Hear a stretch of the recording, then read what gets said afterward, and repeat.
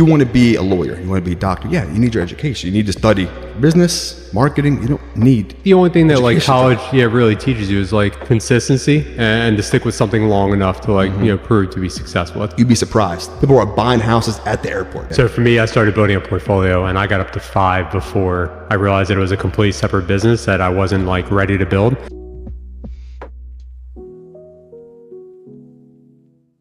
Welcome to another episode of the Pinpoint Investor Podcast with Faiz and Morsi. I have my guest here, Eamon Tome with eamantome.com. Yeah, we're in a special studio here, Baltimore podcast studio. Just wanted to do this in person. And yeah, I'm excited to have you on the show, man. Thanks for coming on. Well, thank you for having me, buddy. Yeah, definitely, man. So I've known Eamon for 30 years. Funny story about Eamon that I told him about, I reminded him about. We were playing football. I don't know, backyard football, two-hand touch. And he caught a pass and he was little like 2 steps ahead of me. And we were the same exact speed. And so instead of like trying to dive to tackle him, I decided that I was going to trip him. And I tripped him and immediately turned around and went back to everyone else. And he came up and he was like, "Who the F tripped me?" And everyone just pointed to me. And so the next play, I didn't even have the ball. Sure enough, he came up and just elbowed me right in the mouth and got a bloody lip. And that's kind of like who he is as a football player, and he's barreled his way through the real estate industry too. So I just want to say I'm sorry for that. Yeah, that's all right. My lip, it recovered nicely. So I'll tell you. So him and I met up yesterday. We went to the arcade with our kids, and to see who you become as a father and your kids and the mentor and the person you are it's inspiring. So like so my question. I'll start off with fatherhood. So what are you planning on like teaching your kids as when it comes to like real estate investing and like entrepreneurship and stuff like that? I'm the type of person that I want the kids to do what they want to do, what makes them happy. I think a father that pushes their kid to be a doctor or pushes their kid to be a lawyer and he doesn't want to do it, his heart is not going to be into it. But then the child will have a regret for not listening to his father. The child's going to look up to me and say, "Well, you want to do this. I don't want to do it." So for me, seeing with my father, our fathers came from, third world countries, and the best thing to be is a doctor. I mean, it's number one thing. Oh, of course, be a doctor. Be a lawyer. You know what I mean? That's the best job. But is that going to work? Like, would I be happy with that? And my answer is no, I wouldn't be happy. So why I want to put that pressure on my child?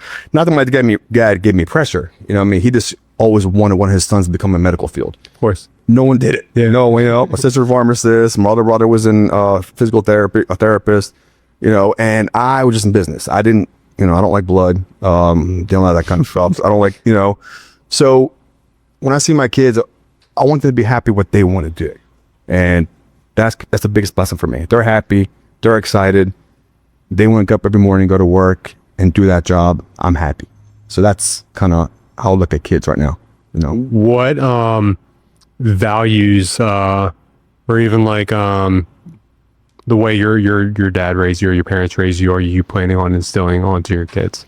Well, everything my father taught me has made me to the man I am today. A father's job is always look at their child and want their child to be better than them. That's just what their father's job is. Make sure their kids are more successful than they are. So I will keep doing that to my kids. I want them to be, rich. I want them to be successful, educated, but that's every father's goal. So everything my father taught me, it's already in my heart. It's in my brain. No one can take that away from you. So I'm going to make sure my kids will know that in their life. Because the one thing someone can't take from you is what? Education. Yeah. Ethics. Morals. They can't. It's in you. Yeah. They can take your money. They can take your watch.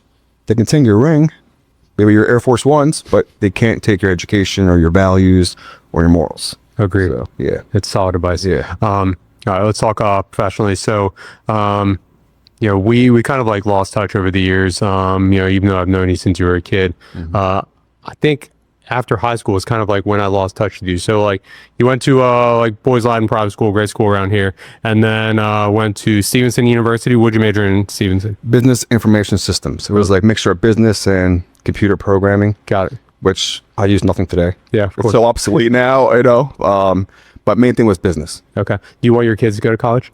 Absolutely. I mean, I would like them to. Yeah. I want them to because, like I say, education is something that stay with you forever. Yeah, I agree. it depends on what they want to do. Like, for example, me, did I need college? Nah. Huh. Like, why would you need to college to start your own business? They don't teach that in college. Agreed. You know what I mean? They teach you what, like, if you want to be a lawyer, you want to be a doctor, yeah, you need your education. You need to study anatomy. You know what I mean? Or if you're a doctor, you got to go study medicine. Business, marketing, you don't need. Yeah, I think the only thing that like college, really teaches you is like consistency and to stick with something long enough to like, prove to be successful. It's kind of like, the little things I've taken away in business, but you're right. Like as far as like the amount of money that we spent in college, like those 4 years could have been put into a business and like actually been like something successful that you have like a 4-year head start on, Absolutely. Correct. And so after college, what'd you do? After college, obviously, the last year of college, they make you do a co-op, go get training, work. I tried that. I didn't remember where it was. I think it was a law firm I did. I couldn't stand it. I couldn't stand getting up in the morning, putting a suit on, just taking orders all day. I'm not that type of guy. So, I was sitting in my room one time, with my parents. I was like 21, and I was like, I want to do a business. I want to be my own boss, So my dad said, I don't know if my father said, I always take my father's advice. He's like my best friend and, my mentor. He's like someone I look up to. He's like, well, do some research. Remember the old dial-up modems, I looked up internet. I would type in, Google search, whatever. If it was Yahoo or it's web crawler, I could use back in the day. Franchise, the top 10 franchises. It was like one of the top ones was 7-Eleven. Then there was Subway and there was a couple other things. I was like, I ain't making sandwiches all day. I said, let me just try 7-Eleven, see what that works. So my dad's friends actually owns a couple of them. And I sat with him. And he told me it's a very lucrative business. It's good. And he said, if you want, come work in my shop a couple of times, see if you like it. So I worked for him a couple of days. Like, this is easy. Because what I saw is him in the back counting money all day. Yeah. I mean, like, who doesn't want that job? Of course. So that's in my head. I was young, 21. So like, you don't think that there's more to it. Yeah. Like, I want to do this. So then. Did he help you like look behind the curtain and like look at like the books and stuff like that, or no? It's just he showed me everything. Okay. He showed me everything what he does every single day. But he's just showing me. Yeah. Like, you don't know what happens behind closed doors. You know what I mean? What really happens in a business. You know what I mean? Like, employees not showing up. I didn't know that. I thought you had plenty of employees. The thing why he was so successful, because he had his family working for him. He had his aunts, uncles, brothers, sister. I mean, his whole family. So that's how you're success in 7-Elevens, because you have all that working for you. Yeah. They can both work 12-hour shifts. Not many employees you need, So with me, it was the complete opposite. I don't have that much family here. All my families are overseas in Dubai or, in Syria. I have nobody here, but I still want to do something. I want to start my own business. So then, I applied. They looked at me and they say, well, you're kind of the youngest franchisee ever. So why would you want to buy 7-Eleven? I told him, I said, I want to be my own boss. I like to learn business. And I want to start fresh. I'm like, okay, well, give me your business plan. So I wrote a business plan for him, had to be like 10 pages. My father's friend helped me write it. It's a good learning experience to learn how to do business planning. Yeah. You're that young, you don't know, So I did that. I applied. They accepted me. And they said, okay, here's a list of stores for sale. Pick one. So I literally drove to like 50 places. Took like a month to go to everyone, look at it. I just sit by the parking lot and see how much traffic comes in there. I would go 5 in the morning and see who's coming, who's going, when's the busiest times, Did my research and I picked one that I thought was best one. It was in Westminster. Why? There's 3 highways connecting to 140. Okay. It's a busy morning. So basically morning rush, lunch rush, and after school rush. So it's always traffic. I like that one. And the franchisee that owned that one, I talked to him. And he looked me straight in the eye and said, listen, I'm dying. I own 2 more stores. My wife's taking the other one. I just give it to her. I want to give her something else before I die. I'm like, that's kind of deep. I know what to say. I was young, I was like, oh, I'm sorry. He's like, yeah. So if you want a store, the first one, this is the one to buy. I'm giving you advice because, yes, I am desperate to sell. But he said, like I said, you want to start small. You don't want to go start big. I said, okay. So I chose that one. And after 2 months, there was a turnover. That's when I bought it. And I never forget the first day. Before that, I had to go to training, 7-Eleven, 2 months training, one of their corporate stores. So I learned, how to do cash deposits, how to do inventory, how to order, all that kind of stuff. But they don't teach you about employees. They do not teach you anything about employees. Something I had to learn on my own, management. That was scary. The first day I came in, he introduced me to his employees.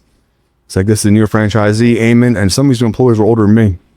They were like 50 years old, 40 years old. I'm like, I'm giving orders to people older than me. Yeah. So never done it before, but had to start. So I did it, took over, and I'll forget it. The first day I took over, I was in there. I think I started at 12 o'clock noon with the changeover. That's it. It was mine. Did the inventory control. It's like, this is what you have. This is your inventory. You just sign this. This is what you have in the store. I'm like, okay, I just signed away. Whatever, didn't know. And 2 employees quit that day. Cool. And the main employee was the night shift manager. I was like, wow. So right then and there, I had a night shift. And I'm working day shift. So I literally slept in my store that night. I'll never forget it. I'm like, so right away, I did advertisements for employment, hired people. It took a couple of weeks to get someone good in there. It got better. It takes time, right? It gets better. So got employees in there that are working, but never thought up back in my head that now they're stealing from you because I'm new. Anytime you start a business, there's employees that will test you, right? Any business, I don't care what it is, they're going to test you. See what you're okay with, see what you're not okay with. I didn't know they were stealing from me. Yeah. How did I know was they do it for me, because new franchise, they do every month inventory for 6 months, just to make sure, hey, someone's stealing from you, you got to check this. Yeah. The first month, $35,000 loss. $35,000. In inventory alone? Inventory. Oh. I thought they were lying, man. Like, so I was like, how? He's like, well, you start for this is what you have in the store. I'm like, okay. He's like, but they're stealing from you. And the first thing that my field manager, her name was Mona, I'll never forget her. It's like, check your cigarettes. I'm like, okay, what do you mean check your cigarettes? Like, count them. So I was in there counting everything. They stole, just for cigarettes, $25,000 just for cigarettes. Wow. And every employee smokes that I had. Yeah. So there was a lot of inventory control I had to take care of. It was getting cameras in there. I made employees start counting stuff. And we had employees do more work. What happens? They quit. Yeah, of course. Did the previous owner stay on it all or no? Previous owner? Yeah, did he stay on to like help you with the transition? No, because he had another store, because he was dying. Yeah. So he had another store he has to take care of for his wife. Make sure that store was good for her before he passed away. He died literally a month after. Oh, wow. Yeah, so that's a man who took care of his wife, man. It's like, he made sure that him and his kids were good. So after 7-Eleven, I had it for, many years. Then, I was losing more money again. I'm like, I got to replenish some money. I keep asking my dad, give me money, Yeah. He's like, I got to do this on my own. So then I called out Vinny.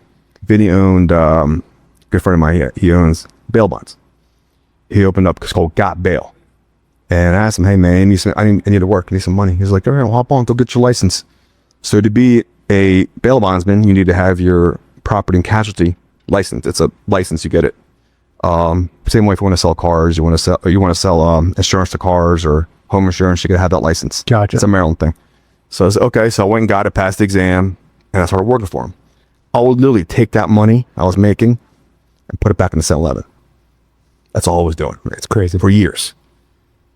And I got to the point in my life where I just kind of wanted to give up. Like, this is not, where I want to be in life. And so I got tired of that.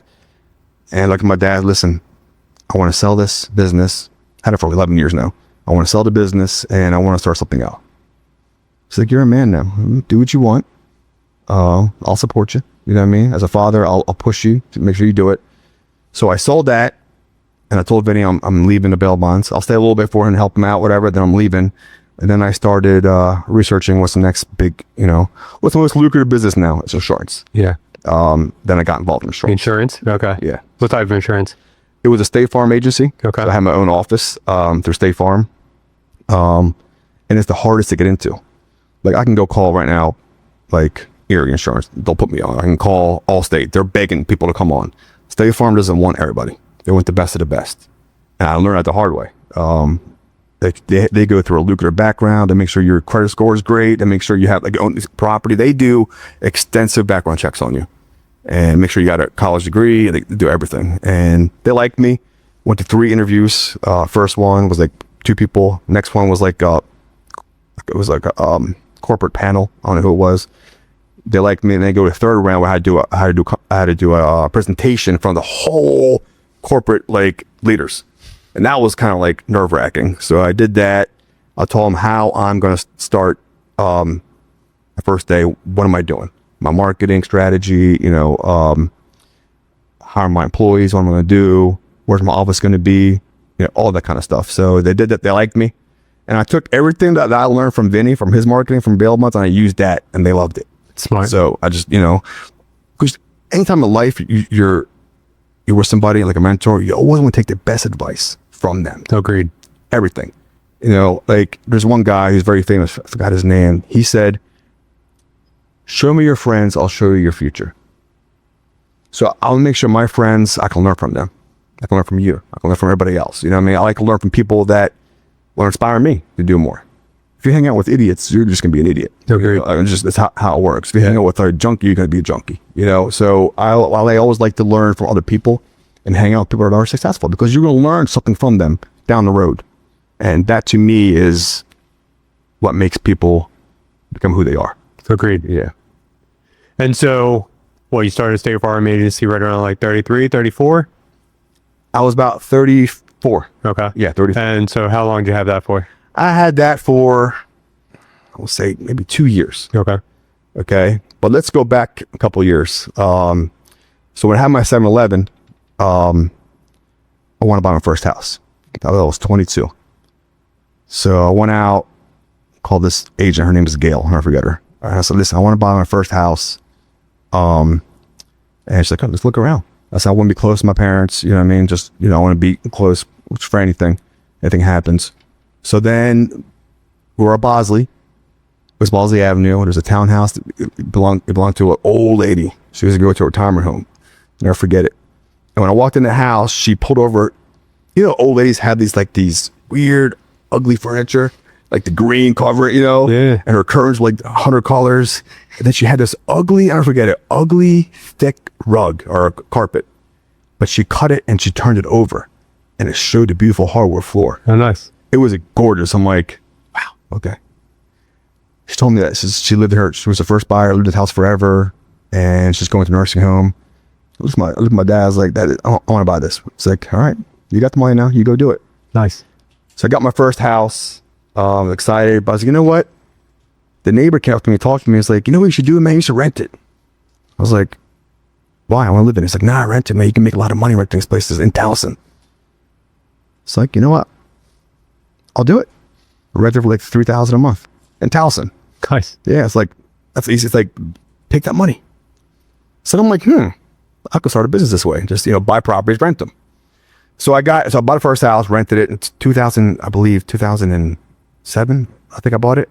And then I was working 7-Eleven. I was losing money in 7-Eleven. I was also using that rent money to pay for 7-Eleven. So I was losing money. Yeah. Right. I was kept bleeding. But then, business, you have ups, you have downs. It's just how it works. So finally I was going back up again, making money. I went working with Vinny also. I was like, all right, now I want to buy my own house to live in this time. So this was about 2011 or 12, I think that year. So late 20s? Yeah, I was like 27, okay. I guess. There was a house on Thornton Road, Lutherville. I know Thornton. Yeah. It was the 11th house down. And I went to this house, look at it for sale. It needed work. I mean, it wasn't bad shape, but needed work. Like cosmetic. I was like, I looked at the house, and you get that feeling in your heart. It's like, relax a little bit. Like, it's a good idea. Yeah. Get it. I went and got it. Nice. They wanted like $280 for it. I got it down to $215. Nice. I was like, so I went and bought the property. And went to the mortgage, got approved, went and bought the property. And before I moved in, I just did like maybe $10,000 worth of work. I mean, paint, finished the floors a little bit. We did the family room, a couple of drywall things, changed the bathroom. That's all I did. Still needed more work, but I left it at that. Then over time, like say 5 miles down the road, I added this like high-tech entertainment center in my house. Actually, it was so big, it took away my coat closet. Right? My dad thought it was stupid. It was like, you kids are idiots. You know what I mean? I was like, man, I wanted something cool, you know, like a bachelor pad, you know? So I got that, got a big plasma screen above the fireplace. I got movie theater seats. I never forget it. And then I did the roof. I put a new, I called my friend Rough Roofers, Tim Ruff. He's a good friend of mine from college, same school together. He's like, I'll do the roof. So I got the roof because the house was red brick. The siding was white. So the roof I got was a 3-tab shingle, 50 year, I think it was, but it had the speckles like red and white on it. So it matched perfectly. And everybody talked, this is beautiful what you did. Okay, thank you. I got some skill, right? So I got this property, and then every couple months I'll add something, you know, like I did the bathroom or do this. I get new kitchen, I got brand new appliances. And then like, you know, after a couple of years, like, I'm gonna get a bigger house. So I called my agent. I said, listen, same person, Gail, say, I want to sell my house. So you just bought this too. I was like, yeah, I want something bigger. She's like, okay, I'm coming. Well, what was the purpose? Just ego? I don't know. There was no purpose. The house is beautiful, but like I kind of were in a basement. This house that had a basement had 3 levels. Yeah. First floor, it was like a split level. Okay. Like 4 steps, had a living room. Yeah. And then go down 4 steps, that had the family room with the TV. Then he had like 8 steps to go up upstairs. Yeah. I want something different, but I love the house. Yeah. Okay. Had nice flat land. So then it's like, okay, you want to sell it? Sell it. And I thought I'll probably make, you know, it's about 215. It was, they wanted 280. I thought maybe it'll go for like 260, 270. I didn't know. Yeah. She looked at me and was like, you did all this to the house? I was like, yeah. It's like, you can get 350 or higher for this. I'm like, what? Really? It's like, yes. I'm like, put it on the market. You know, who doesn't want money in their pocket? You know, I was like, put it on the market, see what happens. She took pictures, I'll never forget it. And she called the sign guy. They put their realtor sign in their front yard. Yeah. And then the guys were digging the hole, putting it in. Then I got a knock on the door. It's like a knock. I'm like, who's coming to my house this time? Open the door. It was like the 6'4", 300-pound guy. I'm like, what does he want from, like, what's going to happen now? You know, are we fighting? What's going on? Bail, one of your bail bonds. Yeah, I was lower back to you. Do I know him? And he said to me, hi, my name is Jace, and I am the warden for the Barnum County Jail. I'm like, okay, I was in a bail bond. Did I do something? Like, I'm thinking in my head, what? So I had video on speed dial, because anything goes wrong, I got videos to call, hey, they're locking me up or something. He's like, I'm going through a divorce. He was real like strict. I'm going through a divorce. I need a house now. It's like, yeah, the number of the agent right here is like, no, do you mind if I take a look at the house real quick? I'm thinking in my head, well, I mean, this guy gonna do something? Or is it like, I don't understand. Go let him in my house. Like, screw it. Let him in my house. Let him in, and I showed him what I did to the house. He looked in, he's like, wow. Kept saying, wow. That was his favorite word. Wow. Wow. And I show him the entertainment. I said, look at this. I opened up the closet, and I showed him, he's like, what is this? He's like, this is for the entertainment. I got surround sound. He's like, okay, give me a second. He goes upstairs, checks the bedrooms out, comes back down. I was like, I'm going to take it. I was like, oh, yeah, great. I'll come back tomorrow with my agent. I was like, okay. Then he said, I'll talk to you tomorrow. Or talk to the agent tomorrow. We'll see you tomorrow. I'm like, yeah, okay. I'm selling my furniture, by the way, in case you want the furniture. He's like, I'll take that too. Left the house. I'm like, wow, I sold this house. Agent didn't do shit. You know? Keep the commission. I'll say whatever. So then I called the agent, hey, someone came in the house, like, would you let him in? I was like, yeah. I was like, you shouldn't do that. You know, she gave me the whole spiel. I was like, he's buying the house. He's like, are you sure? I was like, I don't know. I'm sure the agent will call you. Next morning, gave her the offer. Sold the property. So took a house I bought for $215, put maybe 30, 40 into it. $350. Oh, wait, 365 actually. Oh, nice. And I sold for the furniture for $25,000. So I made over $100,000 profit just on that property. Nice. It was right then and there I decided I'm done with working. Like as far as like corporate job, like 9 to 5, whatever it was, business. I want to do and real estate investing. That's it. And you already had your State Farm business at that point in time? I had it. And not only did I have it, I ended up buying the building where I put my office in. Where is that at? I was on Bologna Avenue towards the city. Yeah. Near Homeland. Yeah. Where that is. Yeah. So I ended up buying the whole building. It was multi-unit, but it was the top floor was a dwelling unit. The left was a small office. My right was my office. It was a bigger office. And also I put like 15,000 into it. And when I had the State Farm, basically my rent, I was free. Yeah. All I had to do was pay. My overhead was employees, computers, BGE, whatever. The other office and upstairs were paying my mortgage. Nice. So I had to do no payments. So I could focus on paying my employees more to work harder and myself, you know. But when I sold my property in Thornton, I was like, this is it. I am done. State Farm, done there. I'm doing real estate. That's it. I'm done. So I end up selling the property I owned for another $100,000 profit, the building, the commercial building. I was like, wow, I got money now. So I took that money and I started buying properties. Nice. Yeah. And so do you regret selling that building? No. Okay. You cannot regret things you do in life. Let me give you an example. Something I learned growing up is that when you have something and you're going to make $1 out of it, sell it. Here's why. Something better might come down the, next month. You need that capital. You need that money. You might make $1 here, but you're going to make $100,000 the next one. Yeah. So even if you make $1 profit, get rid of it. Get something better. So I learned that. So that's my first advice to anybody that wants to do real estate investing. If you make $1, get rid of it. Get something else. And so you're like me. You're not a buy and hold guy. I had a couple of buy and holds. I had like the rental Towson's. I held that just sold it like, I think a year ago I sold it. A year ago. And I had another rental property in Lutherville. I had it for a couple of years and I sold it. Nice. Buy and holds are difficult to understand. Like people really don't say, why buy and hold it? Like if you're going to buy and hold, keep that for 10 years or more. Every property appreciates. Even if it crashes. Yeah. Right? Every property appreciates. I'm talking about keep it for 10, 20 years. You got a $5,000 house in the city, keep that for 15 years. It's going to be worth 50,000. Yeah. The way it is. Leave it the way it is. Properties always appreciate. That's how I look at it. Agreed. Look at it. Always. Look, I got vintage cars out there worth more than what they bought. It happens. But buy and holds to me is complicated because people don't know what to do. The smart investors will just keep it forever. You know what I mean? The ones that need the money quick will sell it quick. They don't understand the meaning of buy and holds.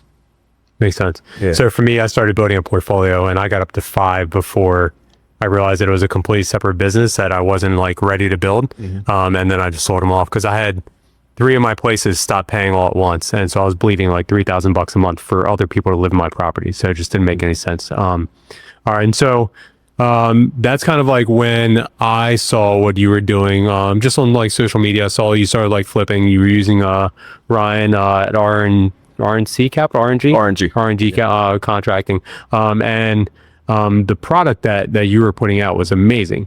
And come to find out, you were the one that was doing like all the design of like all of your flips. Correct. Tell me more about that process, because like for me, I don't really have an eye for design. So like, is that just how your mind works? That's kind of hard to explain. I have an eye for it. People ask me for advice. What do I do here?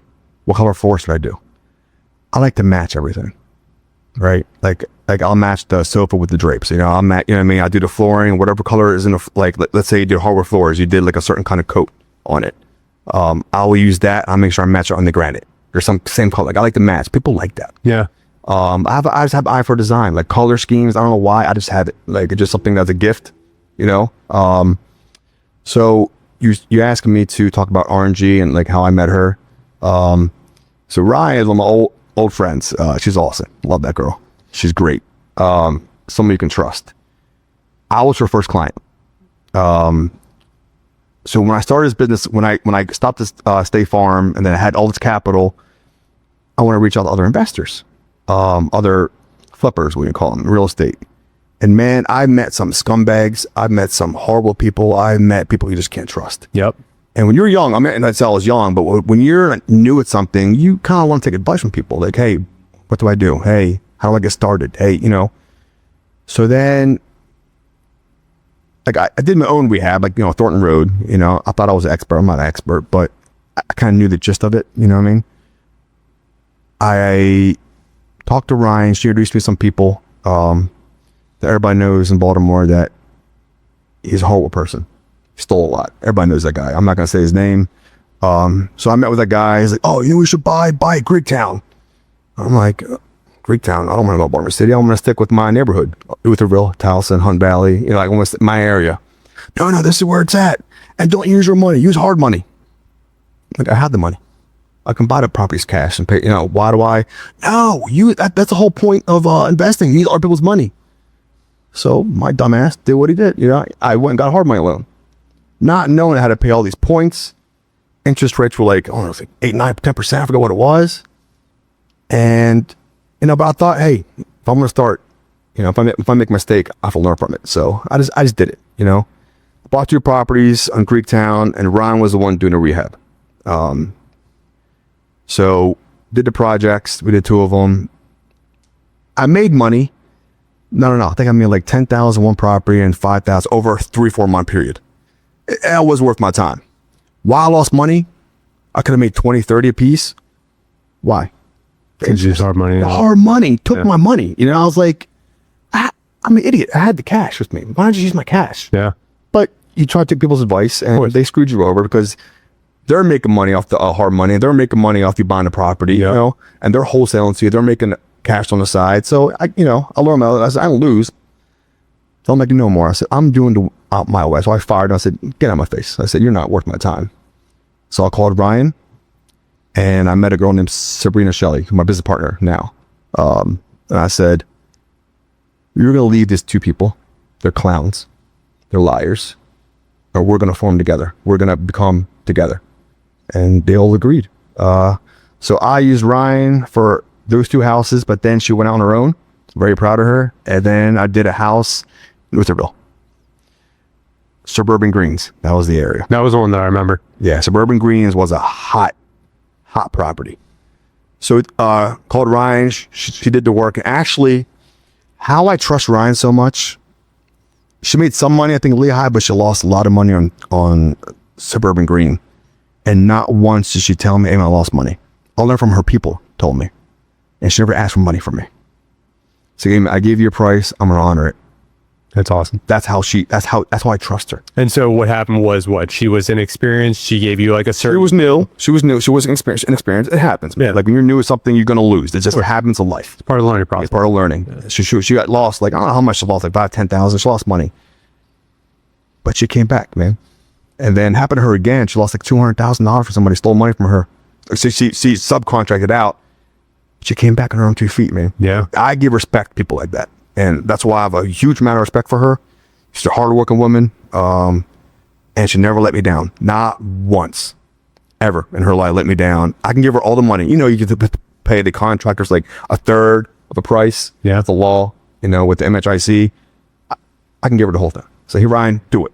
And I know she'll finish the job. That's just how I trust her. And I only use her. I mean, maybe sometimes her price is a little too high. I'm going to use somebody else.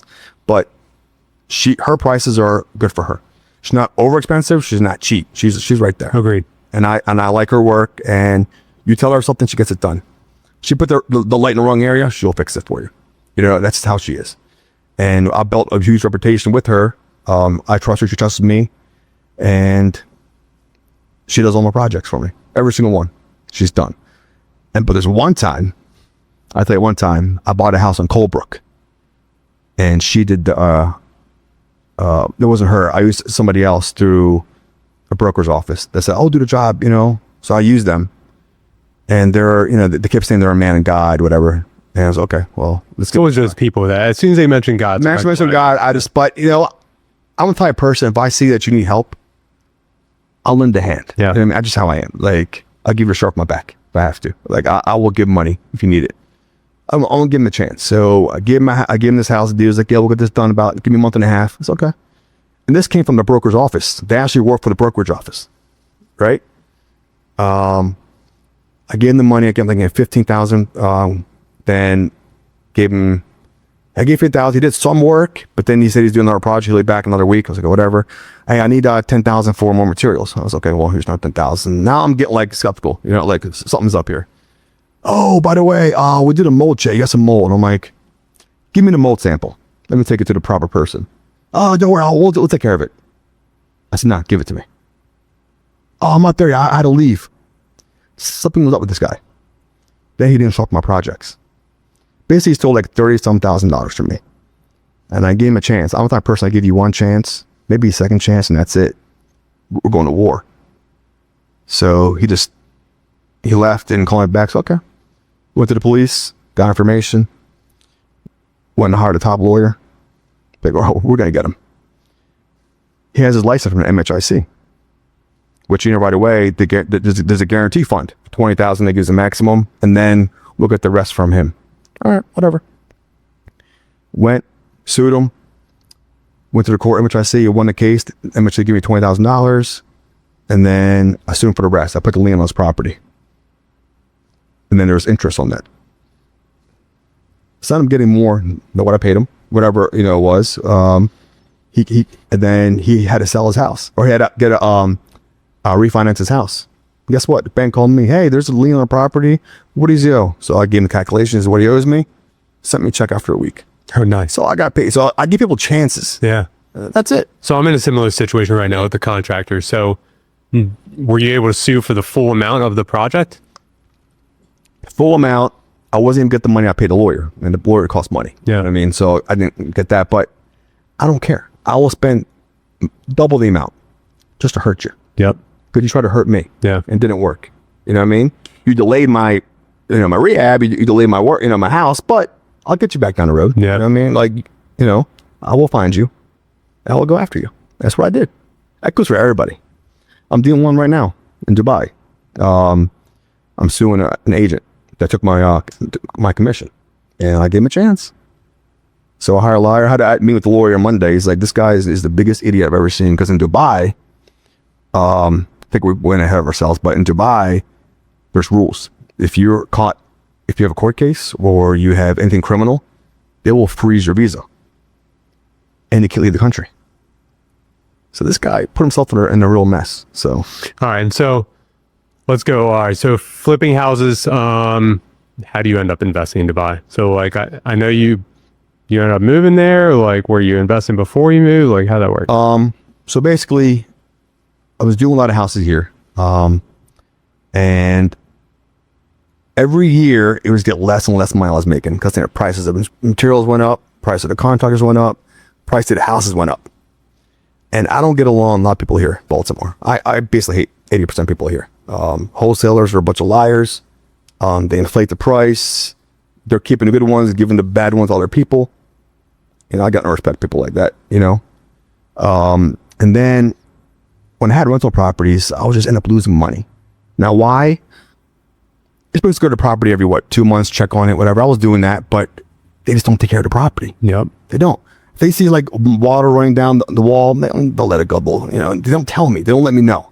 Something's broken. Like 2 guys broke the dryer. I had to buy a new dryer. You know what I mean? Just I keep putting money into it. And when they leave the property, you got to put another 20 grand into it just to make it livable again. Yeah. Buy a new carpet or the house stinks, repaint the wall, just like end up, and you only rent it for $2,000 a month, whatever. Like you keep putting money back in. I'm like, I'm tired of this. I'm not making money. I gotta live, And What then people don't realize about rentals is like you only average like $300 net like per month after vacancy, maintenance, all that. Yeah. you pay property taxes. We pay a lot of property taxes. Yep. So ask yourself this question, Faisal. Who owns the property? You or the government? Seriously. Yeah. If you don't pay your property taxes, what happens to your property? You take it. Same with Is the it yours? Yep. Is it yours? You're just renting it. Exactly. Yep. So I just got tired of that. And, paying for home insurance, paying for this, and then chasing the tenants to pay you money. Chasing them was the worst thing. I can't stand it. I can't stand it. Oh, I'll pay next week. And you next week. Oh, give no. It's like, no. By the time you keep saying next week, guess what? You owe me this month right again. So you're now you're 2 months behind. Then when you hire a lawyer to go take them to court, get money, what do? They pay some of it. So the judge, oh, well, you can't do it now because they paid you something. So then like, it's just, I got tired of that. So I said, you know what? I sat behind my computer and I forget it. It was like 2 a.m. You know how you sit on your phone before you go to bed? You look at weird stuff, right? Look at guys in the jungle making a swimming pool. Like I look at weird stuff like that. I'm a weirdo. I've seen that one. Yeah. They make really cool stuff. Yeah, serious. They mud it. And like, how did they make that? Yeah. So I look at that weird stuff. And then an ad came up. Invest in Dubai. I was like, I've been to Dubai many times. My father actually left America, went and worked Dubai for about a year in Abu Dhabi, actually. And it's a beautiful place, man. It's a place that's growing and it's awesome. So last time I was there, I was a child. I was probably like 8 years old. And I went again when my dad worked there. I was in college. And nothing bad I can say from visiting Dubai. It gets hot, but nothing bad I could say. Then a couple years ago, I had all this money laying around. I'm not trying to sound conceited, but I had money. I said, I need to invest this. I need to put my money to work. And I decided to fly out to Dubai. I have family there. My mom's side of family is all there. So I went out and visited. And the funniest part, the moment you get off the airplane, you get off the airplane, there's advertisements about buying in Dubai, buy property, buy this, get your golden visa, buy in Dubai, right? Off the airplane. So, okay, this is kind of cool, right? You don't see the airports here. Only there. The airport's amazing, by the way. So I get off the airplane. I'm walking. And then, and the cool thing about Dubai, like, it's so high tech. You get off the airplane, go to the, what's the place where you Baggage claims? But not before that. No, like security check or like customs. Customs. There you go. You go to customs, and it's a computer. It's like a kiosk thing. Just get your passport, look into the camera, zzz, doors open. That's it. Nothing gets stamped. Nothing. You're out. 2 minutes, man. I was in there. Went out. The big sign says, Emirates flight, blah blah. Your baggage claim number 7. So like, there's like 100 baggage claims there. You got to walk. That's how busy they are. Get my baggage claim. And the moment I get my bags, I'm walking out. There's booths every 5 feet of different developers selling houses.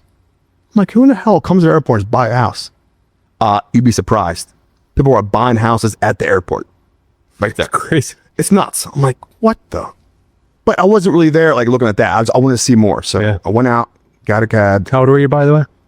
This was 5 years ago. Okay. This is about, but I went, I was younger, but I'm talking about like recently. Yeah. There. There's this big boom in the UAE right now. Huge boom in real estate. I've never seen it before in my life. So, got my baggage, get to my Uber car, whatever, and take me to the hotel. When I'm driving, I just like looking around. There's like new buildings popping up, brand new, everywhere. New developments, new this, new that. There's cranes coming out. There's scaffolding. Just everywhere you go, and it's beautiful, right? They're amazing. These buildings are awesome. And then I was like, what? I'm gonna start doing my research on this. I'm loving this so far. I didn't buy anything at that time. I was just researching, So I went out, got my hotel, called some agents. And the first thing the agents do is like, you ready to buy? I'm like, no, I want to see. The moment you say you want to see, they don't want to deal with you. Because they just view you as a commission check, not a relationship. Yeah. They don't want to know me. That's what the word is. They didn't want to know me, man. So I didn't care. I started doing my own. So I just went and visited different places by myself. Just looked at this development, who's this broker? I didn't buy anything. I just looked around. What's new development? Where's the government putting their new community? Are they putting something new here? Like right now, it was like the Creek Harbor was new. Now it's going to be the newest tower they're building right now in Dubai. I want to see. So then I went back home. Then I went back again. And this time I was ready to buy. Before I went, I was trying to find some good agents. Not one person would give me time of day, man. How long from the time that you left to the time like you were ready to invest? Like, it took me a year. Okay. 1 year. Of just doing research of like different areas and stuff? I don't put money in something without doing a lot of research, man. I'm talking about like late nights, just looking at stuff. Yeah. Because I'm the type of person, you can't, like I said, you don't trust anybody. No. You got to do it on your own. God gave me a gift, right? He gave me a gift like I can design, I can also read people very well. I can just tell if you're a bad person. You know what I mean? So every agent I talked to just felt bad to me and didn't want to help me. Not one, right? Then I found one person that wanted to help me, but he rushed me. Buy. I'm like, no, I'm not buying it. I want to see. Then he sent me, okay, here's one. It's called Benghazi. and got these new developers in Dubai, and they're building nice stuff. You just type it up in Google, you see who he is. I mean, this guy is a multi-billionaire, knows what he's doing, high-end everything, and he's a local, so he knows everything. He knows what's happening. The government knows stuff that, locals that we don't know. Yeah. So he knows. So he only buys plots of land that he knows is going to be big money. So then this agent gave me, here's a list of properties in this area. The prices are great. It's in JVC, which means Jumeirah Village Circle. The price is $950. You think you should buy it now. I said, well, what are the comps? It's odd about $970. I said, when you buy this $950,000, and then I said, that's not good for me. So I think you should buy this. This is going to be over $1 million in about a year. I said, okay, but that's not, I want to buy something a little like distressed deal, a little cheaper, and then I can sell it after a year. This is too much money. You're selling this at retail. Okay, fine. Then he sent me other 2 horrible properties. He sent me. I was like, this is not what I asked for. Then he stopped talking to me. I'm in Dubai waiting for him, trying to meet him. He wouldn't talk to me. Like, now he blocked me. He just ignored my calls on WhatsApp.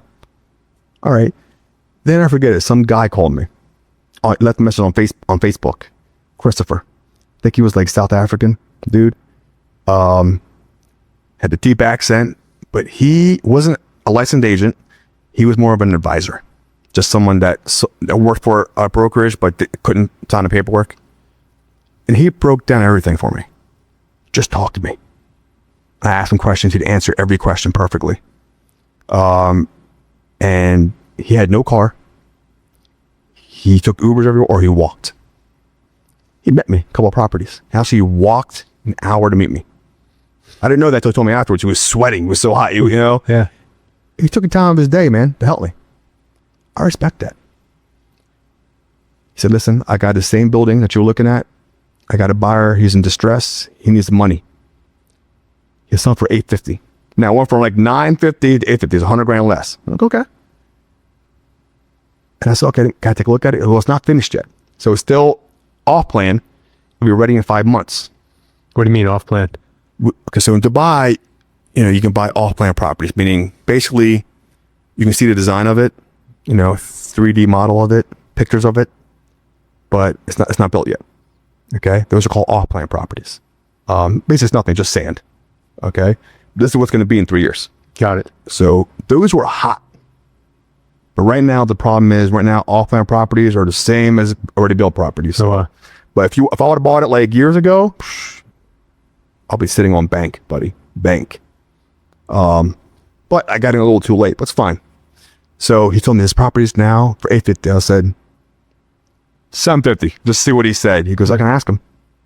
He said, no. I said, well, he's distressed. Does he have more properties? Let me ask him. He called the guy up. I have 2 in the same building, right above each other. 602 and 502. I said, how bad does he need the money? Because he needs it bad. I said, well, tell him, give me a deal. He said, $825 for both. $825 for this one, $825 for this one. So basically 1.7 million. I said, nah, $750, we got a deal. Ended up negotiating to $770. So I got each unit for $770. Nice. I can sell it now. Right now it's going for $1.2 million. And these are dirhams, right? These are 1-bedroom high rises. Money wise, like dirhams. Yeah, sorry, dirhams. So each dollar is worth 3.6 dirhams. Okay. 3.6 dirhams. So really each unit's like, if you add up in your head, like $280,000 each unit. I guess right now it's worth 1.2. As far as like that buying process, what was the biggest difference between like buying here in America or Maryland, whatever it is, to over there? Okay. Can I ask you a question first? You mind? Do you agree with the law of Maryland, or was a law that you're the seller, that you got to pay both the commissions, or the buyer and seller? I mean, for me personally, like the whole like for sale by owner things, like I believe agents, at least some agents, like earn the money that they get. There's some agents will just throw it on the MLS and like not do any work and just collect a commission check. But the good agents will like actually put like the time and effort and like marketing dollars into it. So I get that side. But like, well, what do you think about that? You got to pay the buyer's agent and the seller's agent. that part does suck. Yeah, I agree. So I agree with paying the seller. Like if you're selling my house, yeah, you get your commission. Yeah. Well, why am I paying for the buyer's agent? Agreed. You know who I think you should buy it? Who should pay the buyer's agent? The buyer. Yeah, but not really the buyer, the bank. Because the bank owns your loan. They're buying the house. The bank should put that into the loan process. That makes sense. That's how I look at it. Like, I don't know why we got to pay for both, because some agents that I dealt with buy my houses, I want to punch them. Yeah. Square in the jaw. Because they're rude, they're obnoxious, and they ask too much, you know? Or let the buyer pay it. Why do I have to pay it for? So in Dubai, there are different rules. If you're the buyer, you pay. If you got the seller, you pay. Or you can negotiate it in good faith. You know, since you're making a lot of money, you pay for both. Yeah, you can do that. But really, it's 2% is the commission if you're buying it from secondhand. You know what I mean? By another person. But if you're buying brand new from a developer, the buyer still don't pay any commissions. The developer does. Very nice. They pay for everything. The buyer and the seller. So you don't pay anything. They pay for it. So that's what I found awesome in Dubai.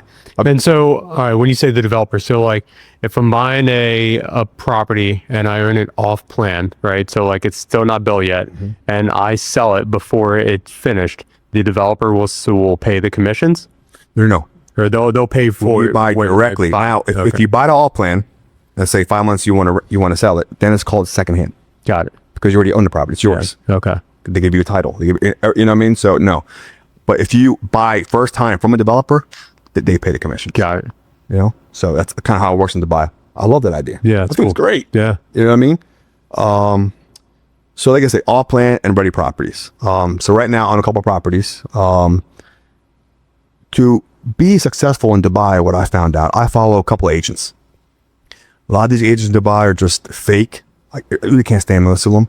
All they do is rent Ferraris out and they act cool and they wear some certain outfit to appeal themselves. Like, yeah. But I follow about 3 agents. One's called Jake, District 1. He's awesome. He teaches you what's coming and why it's going to be good. And another guy, I forgot his name. He's from Australia. He's from there. He talks to good game too. He tells you why this area is going to be nice and what's coming in 5 years. Another agent, he's very good with math, though he shows you the mathematics about it. So I only follow those 3 agents and I learn from them. But right now, people think it's too late to invest in Dubai. Nah, man, it's still early. They're projecting now next month's 20% increase in prices. So, like I said, we talked earlier, buy and hold. If you're going to hold in 10 years, yeah, you better buy now. Yeah. Don't wait. Don't be scared. Because Dubai has laws. In 2008, remember the big crash we had here? Mm-hmm. Dubai hit it hard. Dubai crashed like you never seen before. They stopped building on the Palm Islands. They lost money. You know, the fake island. Yeah. The Burj Khalifa. You know what's called Burj Dubai? No. So when Dubai almost went belly up, bankrupt, they were asking for money from the outside, like China, whatever other countries, US, to help get them out of their loan, out of their debt. Here comes Abu Dhabi. Abu Dhabi is loaded. Money, man. Like, that's where oil is. 90% of oil comes from Abu Dhabi. That's the capital. They're saying, why would you borrow money from the outside? Keep it in-house. Yep. I'll give you the loan. We'll take care of your loan. But you change the name of the Burj to the Burj Dubai to Burj Khalifa.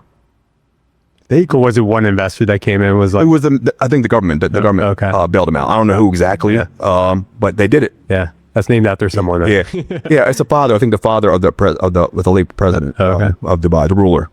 I don't know the whole. Yeah. Or the late UAE president. But yeah, they made it after him, Burj Khalifa. And then after a couple of years, he paid off his loan. He got help. He got what he needed. He got it done. Then the boom started happening. So apartments are going really high, and then guess what hit? COVID. Remember COVID? Remember those days? Weird times. COVID actually hurt the apartments. Because what happened when it first came out, they had lockdown. You could leave your apartment, man, for weeks. Imagine living in a 1-bedroom apartment for weeks, not be able to leave. Only leave, get medicine, or leave there's the app they had. Everything was technology there. It gave you an app. It gave you like 1 hour to leave. It would track you. Track your phone where you are. So one person come out, go to shopping, whatever, or you can order everything. You can order everything in Dubai, man. 10 minutes or less at your house. It's really cool, man. It's like, I'm on Prime now. It's like took 2 hours. Yeah. This is 10 minutes or less, or it's free. It's really cool, man, how they have it there. So what happened was the apartments lost value, and what came up in value? Townhouses and villas. So I met a girl, a a family friend of mine in Dubai was asking me advice because I was in real estate about buying a house. I said, you need to buy a house now in Dubai. Right now. This is like 2 years ago or 3 years ago. She bought like a 2.7 million. Now it's worth 5.6. 2 years, double. And she's a millionaire. Wow. Because I gave her some advice. Yeah. And the happiness I feel when I give someone advice and they actually do it. Yeah. Put a smile on my face, man. Because you just made it. I made you a millionaire just taking my advice. Yeah. So Dubai, it's happening. Like you'll never find a house here you buy for that much and you make $1 million. It never happens here. Yeah. Doesn't. So Dubai is happening. So anybody out there is looking to invest in Dubai, do it, man. It's safe. Now you'll meet some like scumbags, some cheaters. I met it. You know, a couple of liars. But the government of Dubai backs everything. Once you sign that contract with them, it's backed. By the government. By the government. It's backed. Here's why it's backed. In 2008, when the crash happened, a lot of developers from India or Pakistan, whatever where they came from, they ran out on people's money in Russia. Took everybody's money and rolled out of the country. People lost a lot of money. So the government cracks down now on people like that. Right now, if a developer comes and want to put a building up, they cannot touch the customer's money until certain things are done, like the building. The plumbing inspection is done. It has to be 80%, 85%, I think, complete before you start using people's money. So it has to be either bank funded or self-funded before they start putting the They customer's can't touch money. your money. The money goes into escrow held by the government. Oh, wow. So your money's safe. So you have to worry about, oh my God, he's stealing money. They don't let you do that. I wish they had it here in America. Yeah. Paying contractors, you know what I mean? But they have the MHIC, but only 20 grand they're giving you. But Yeah. there they back it. And the government will actually go after a developer. So right now, if anybody want to invest, I stick with 3 companies. Or maybe 4. I was Imar, Damac, Benghazi, and I like Ellington, and one more Samana. I like those are my top. There's my opinions, but they're the best, and you'll make money on capital appreciation over time. All right. So what advice would you give to someone who's looking to do research or get their foot in the door when it comes to that? Call me. Okay. Right. First thing, I want to know what you're looking into. What's your game plan? Is it 5-year, 10-year, 20-year, 30? What is it? Looking for income? Looking for capital appreciation? Or looking for both? There's a company now that I like. It's called Dugasta.